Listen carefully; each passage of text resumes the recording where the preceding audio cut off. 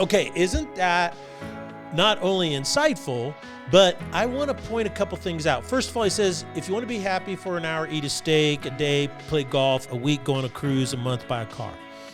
But if you want to be happy throughout your entire life, so what he's doing there is he's giving you a conditional clause. He's saying, if this is what you want, a sustained lifelong happiness, you have to ask yourself a simple question.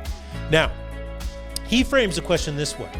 If I didn't show up somewhere, would anyone miss my...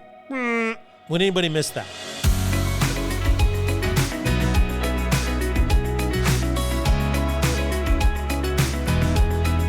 Welcome to the Salty Pastor Podcast.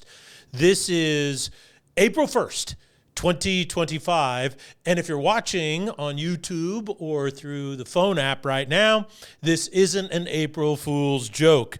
I am actually in a different place, a brand new studio. That's right. We've been building a brand new studio. We moved it out of one of the old bedrooms in the house and to its new space because the Salty Pastor ecosystem is growing. I can't tell you how excited I am about all the new things that are going to be available to you in order to grow your own faith. Because our goal is to coach you up in your faith. And that means coaching you up in every area of your life that your faith impacts, which is basically everything.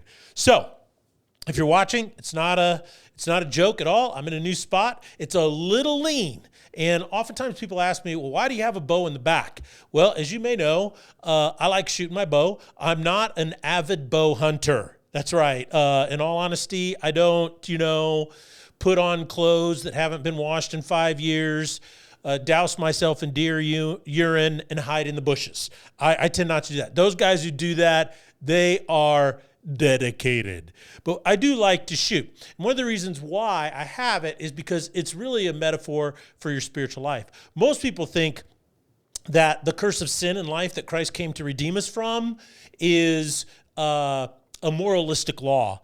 But when you look at the actual word sin, what it means is simply missing the mark. In other words, you're not hitting the bullseye. And so archery is a wonderful metaphor for coaching yourself up in the faith. The key is to keep shooting.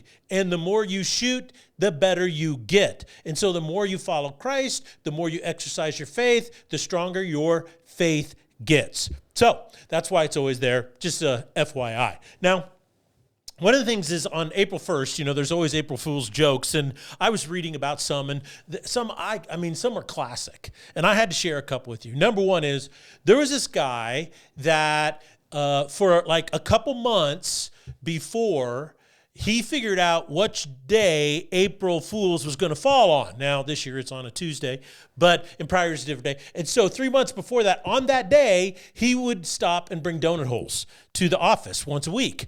And on April Fool's Day, what he did is he brought donut holes again, but he injected half of the donut holes with this habanero hot sauce. So people would pop those into their mouth and they would just, turn red, steam coming out of theirs. I mean, you have to admit, the setup, the dedication to the setup, that's committed. That is a committed April Fool's joke. Here's another one.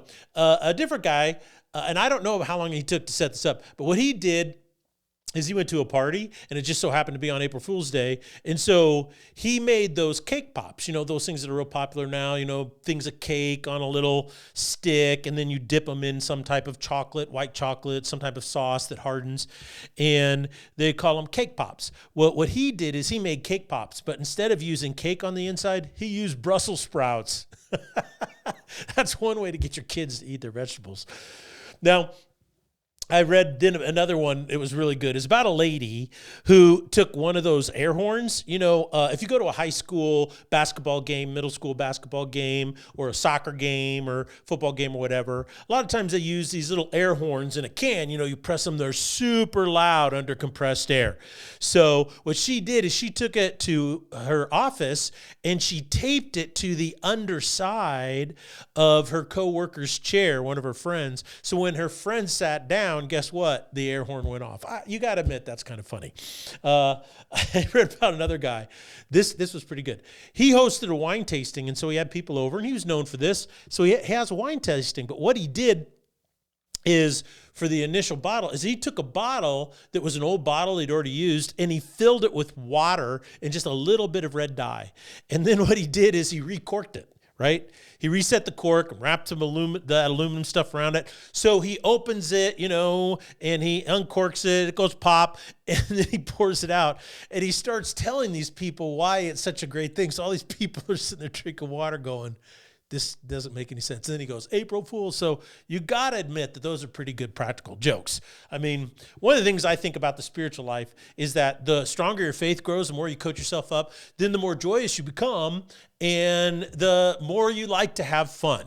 Life is hard enough. Let's have some more fun, because I think that that's part of being a deeply spiritual person. And what's interesting is that even though we get better at joking, the reason why we get good at joking and having a great time is because the one thing that isn't a joke is what Jesus did for us on the cross, who he is and what he did. Now, what I think that's so interesting is that we live in a world today where everyone is trying to tell you who the real Jesus is. So very few people tell you to go meet him for yourself.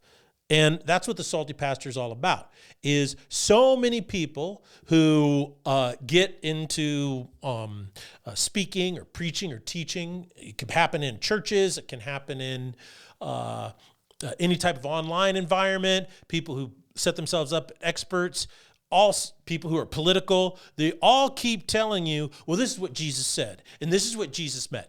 But very few people tell you, you should go meet him for yourself.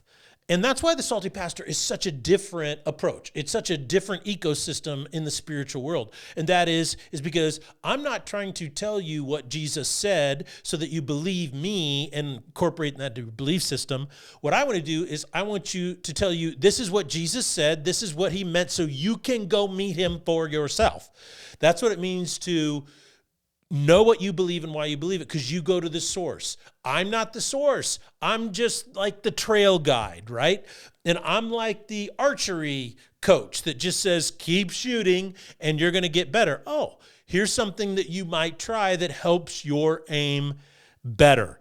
So my goal is not to tell you what Jesus said so that you believe it. My goal is to read what Jesus said, explain it to you so that you can go and meet him for yourself. And that's why I'm doing the Salty Pastor. When I retired from ministry, I was kind of thinking, well, what should I do now? I don't have to do anything.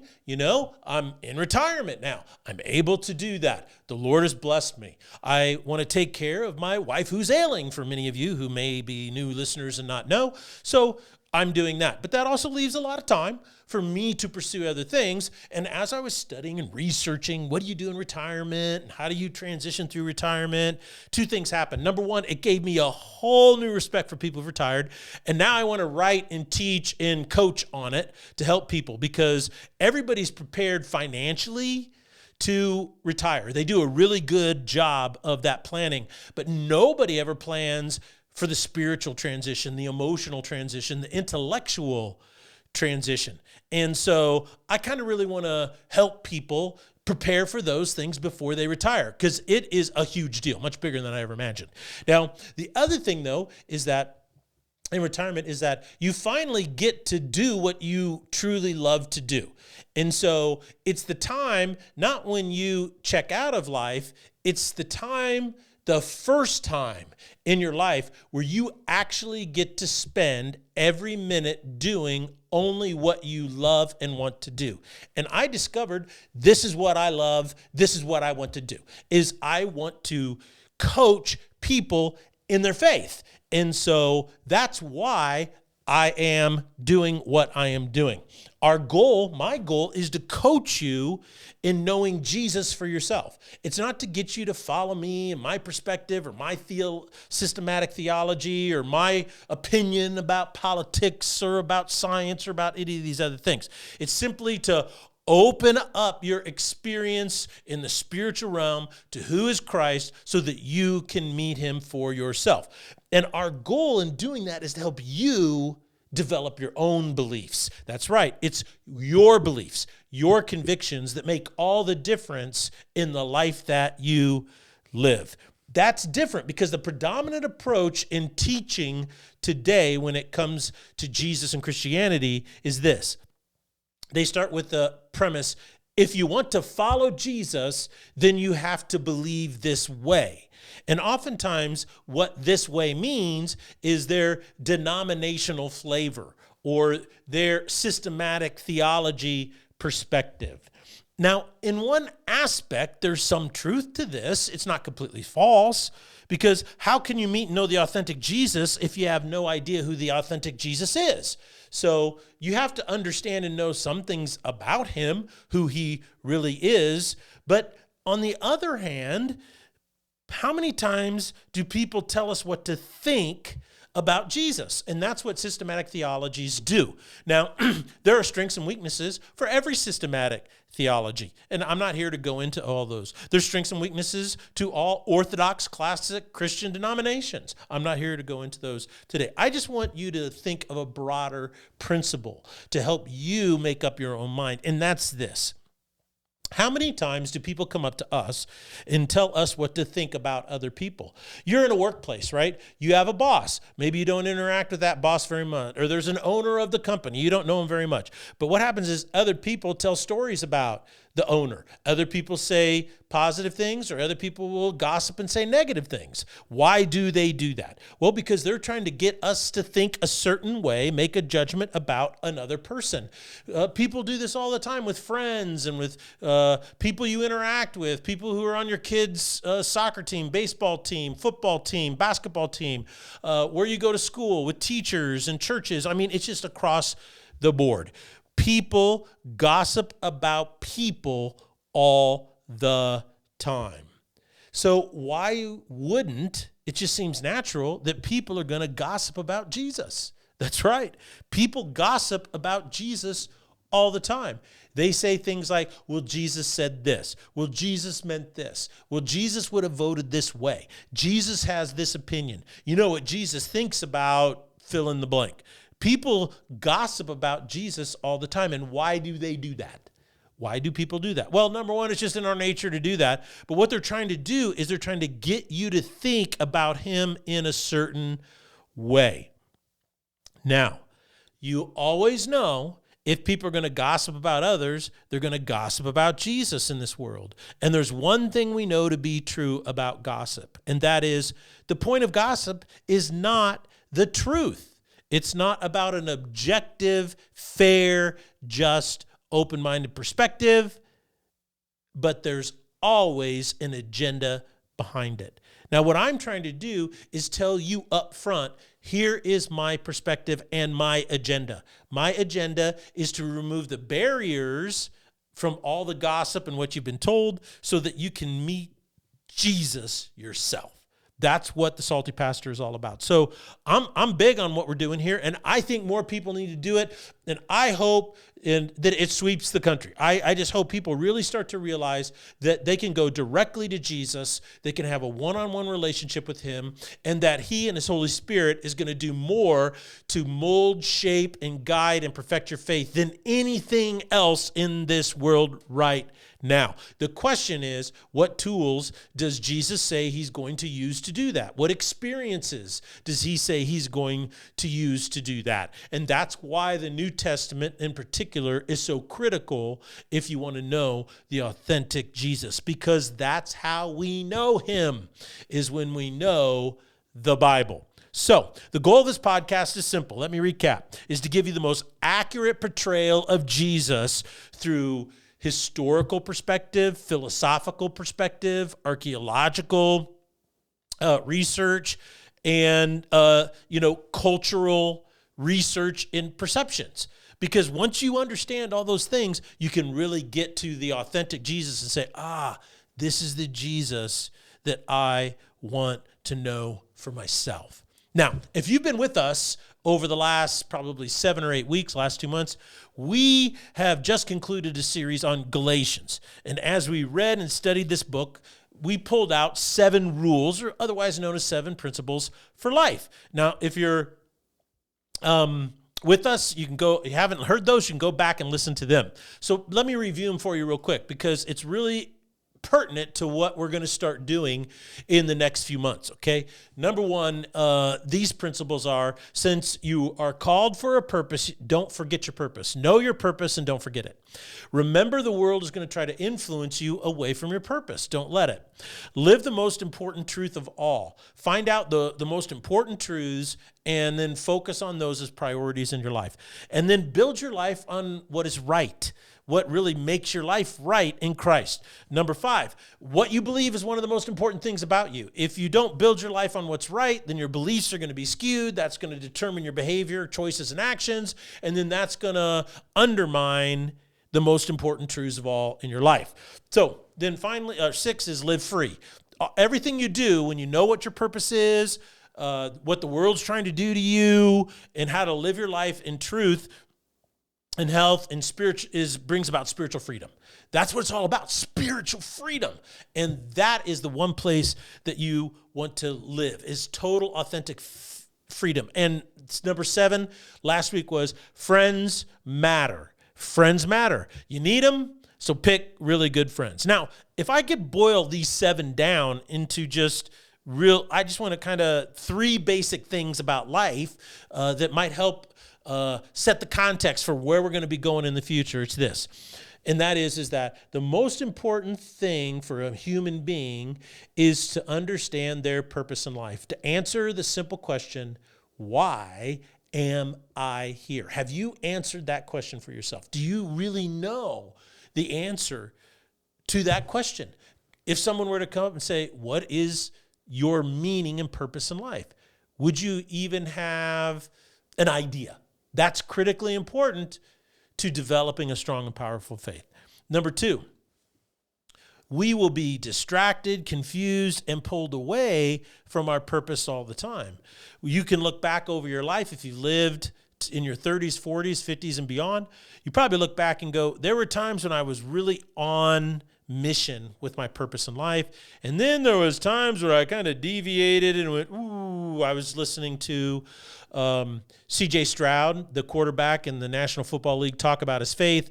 And he was talking about how, well, I kind of, drifted from my commitment to Christ and my faith. I had 1 foot in and 1 foot out, he said. And so my goal in 2024, last season, was to get dialed in on Jesus and make that the center. And he did. And boy, he had some spectacular numbers. So you see how understanding and keeping your purpose in Christ focused helps every other area of your life. It's what brings about freedom, which is the 3rd principle. The goal of what you've been called to in life is freedom. And it's only when you live free that you actually experience the fullness of life, or what I would call joy.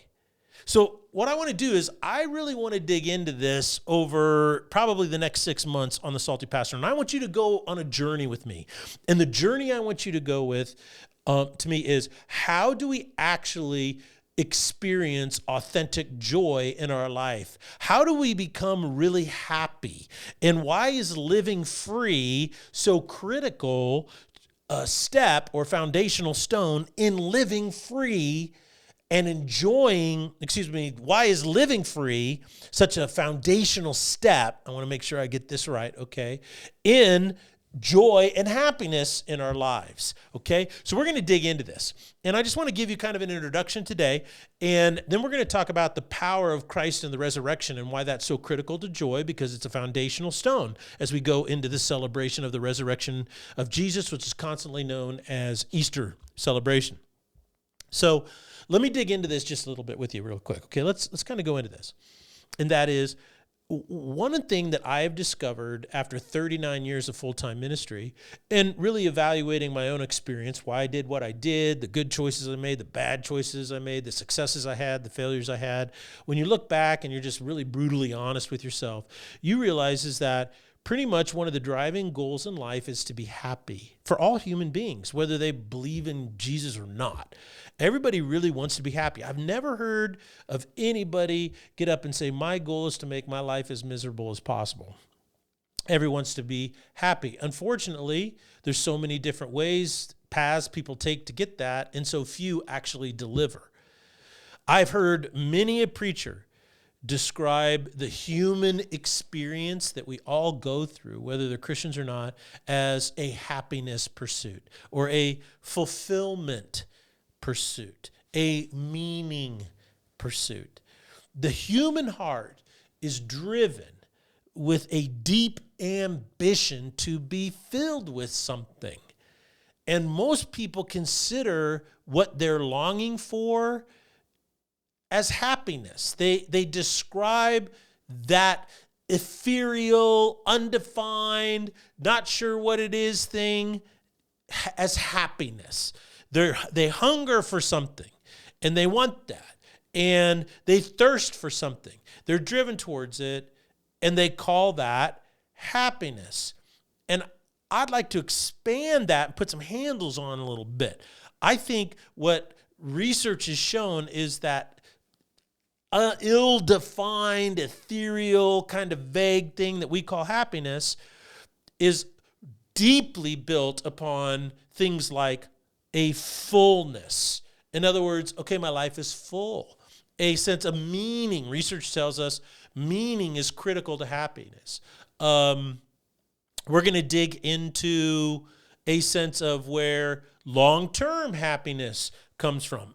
This is a great thing. I was listening to Nick Saban, the former coach of Alabama football, and there's a video out there that, he's speaking to a group of people. It's about 2 minutes long, and I'd really like you to listen to it because he talks about how to be happy.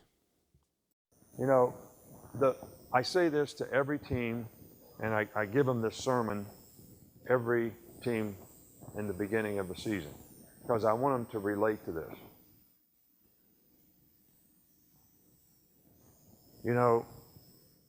If you want to be happy for an hour, eat a steak.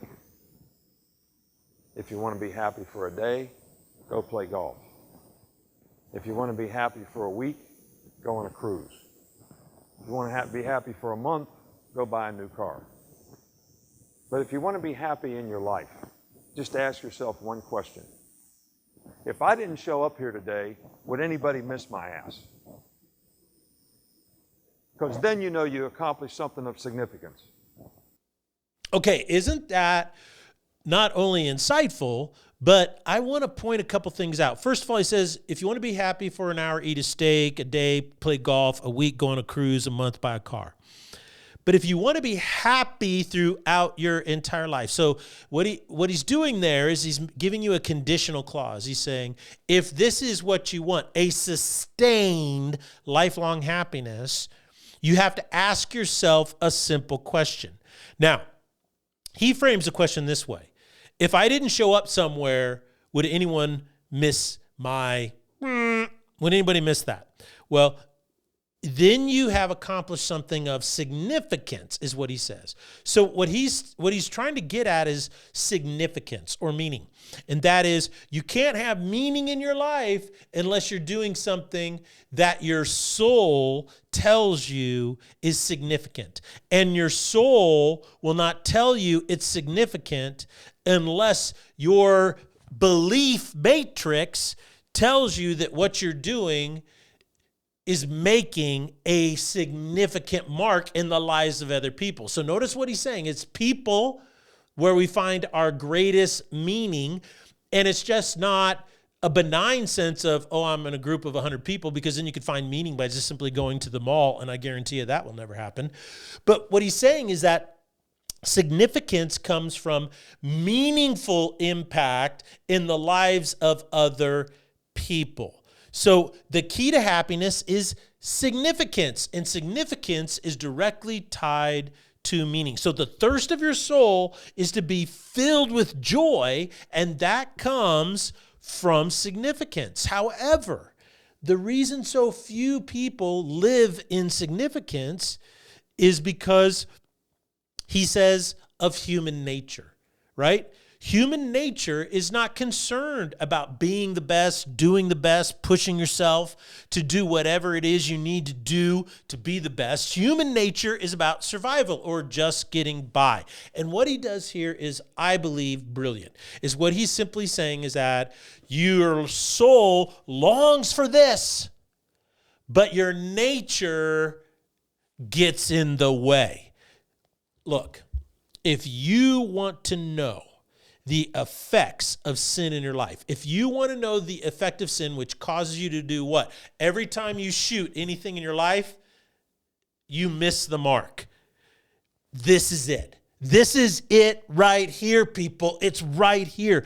The nature, your nature, something inside of you stops you from experiencing the fullness, the significance, the meaning and purpose that your soul longs for in life. Michael Jordan used to say this. They say, well, who's been your greatest competition? He used to always say, myself. And people thought, oh, that's so arrogant. He's trying to say he's the best. But no, when you really got into what he was thinking, he's saying, I'm the one that stops me from being the best that I can be. I'm the one who says, don't go to the workout early. Oh, you don't need to shoot the basketball anymore. Oh, you don't need to be in prime physical condition. You see, he's like, I'm my own competition. I get in the way. And isn't that so true? Isn't that so true? Is our nature gets in the way of our happiness. And so over the next 6 months, we're going to jump into how do you fix your nature that gets in the way of your happiness and joy? And then how do you think, act, and behave according to the New Testament scriptures that allow you to overcome the pull of your nature that kind of is your worst competition or your worst pulling you back away from happiness and joy? So kind of to kick this off, I want you to understand something about how your nature operates in your brain and why your nature is such a big deal when it comes to whether or not you experience happiness. And here it is. Dr. Arthur Brooks, I've been kind of reading him, listening to him, his pods, and in his research, I've become a fan. He's the lead researcher over the Harvard, I call it the happiness study. This is the longest running longitudinal study with the largest amount of people in it, just simply on happiness. And they've been pulling all this data, and they're getting some really great research out of how does happiness actually work. And so I want you to listen to something real quick that he says. It's not very long, but he talks about how happiness works in your life. And then that will let us understand how our nature gets in the way. Let's listen. What will happen is when you neglect your spiritual life, your happiness will fall. And when you neglect your physical life, your unhappiness will rise. Those are two different things processed in different parts of the limbic system of your brain. And you need to manage both the unhappiness and happiness in your life through the way that you gear your habits. And so the areas of faith, family life, friendship, and work that serves other people and is really productive. Those are the happiness side. On the unhappiness side, you need to manage that largely through taking care of your health. So better health through health and fitness and what you're eating and how much you're moving, et cetera. That's the best way to manage your unhappiness, your negative affect. The worst way to do it is workaholism and alcoholism and drug addiction and all the other things that people do to try to feel a little less unhappy. Okay, one of the things I really like about what he's saying here is that, and I want you to catch it, is that happiness is processed in the limbic region of your brain, but it's really interesting. Most people think that happiness and unhappiness are a single continuum, right? Well, the more happy I am, the less unhappy I am, or the more unhappy I am, the less happy I become. And he says that's actually not true. They are different segments of the limbic system in your brain, and these separate areas run on different tracks. And he says, so what you are is they're like staves of a barrel a little bit, right? And so except for you need them to run in opposite directions, okay? One is like basketball, you want a high score, and the other one's got to be like golf. You want to get as low score as possible. And that is that if you neglect your spiritual life, okay, your happiness will decline. If that part, just the sense of happiness. If you invest in your spiritual life, your happiness will rise. And that's because spiritually, you start dealing with your nature that gets in the way of your happiness rising. The things that bring significance to yourself and those around you. Your nature doesn't want you to live pursuing significance. Did you catch that? Your nature is stopping you from doing the things and pursuing the things that bring significance. And when you do those things, you overcome your nature that pulls you back from that stuff, your happiness goes up. But then he said this, you also have on this other rail, and you want this thing to, what happens is that your unhappiness increases based on your physical health. And so your nature is tied to your physical reality. And this, my friend, goes back to the whole point of why the book of Genesis is in the Bible, is because we not only have a spiritual thing that needs to be redeemed by Christ, we have a physical thing in our physical bodies that needs to be redeemed. This is why Jesus Christ physically rose from the dead. It wasn't just a spiritual resurrection where he appeared to people in apparitions. Of course, there was a heresy about that in the first 300 years of the church, but we'll talk about that another time.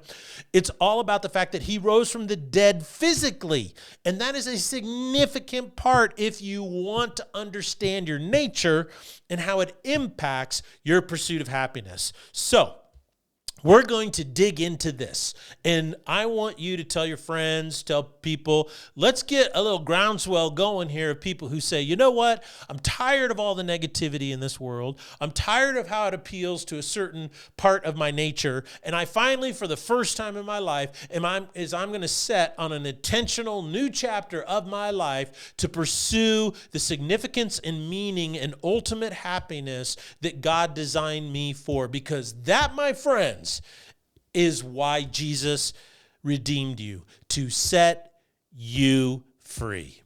So this is it on this one. We'll pick up on Thursday. We'll dig a little bit deeper, and then we're going to launch this whole thing. I think you're going to love it, and this new studio is going to be the place where it happens. So if you could do me a favor and go over to our YouTube channel, The Salty Pastor, like and subscribe.